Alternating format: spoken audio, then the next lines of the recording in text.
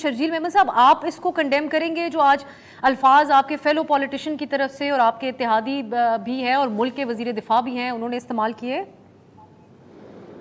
जी बिल्कुल।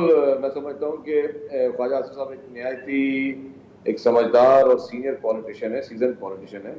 इस तरह की बात नहीं करनी चाहिए और किसी भी खवातीन के बारे में, चाहे वो आपके पार्टी में हो या मुखालिफ हो, कोई भी खवातीन हो, हमें एहतियात बरतना चाहिए। किसी भी खवातीन के बारे में किसी भी किस्म के रिमार्क्स में हमें बहुत ज़्यादा उस पर मोहतात होना चाहिए, क्योंकि हमें हमारी सोसाइटी में मैसेज जो है उसका अच्छा नहीं जाता इस तरीके से। हम अगर किसी भी मतलब तो किसी को भी, मर्द को भी, किसी को भी इस तरह के रिमार्क्स जो है किसी के बारे में नहीं करनी चाहिए, क्योंकि हमें अनफॉर्चुनेटली हमारे मुल्क में जो एक लैंग्वेज का इंट्रोड्यूस करवाई गई कुछ पार्टीज की जानिब से, बदतमीजी और बिलो द बेल्ट बातें करना और हर चीज करने का, वो अनफॉर्चुनेटली कल्चर एक बन चुका है।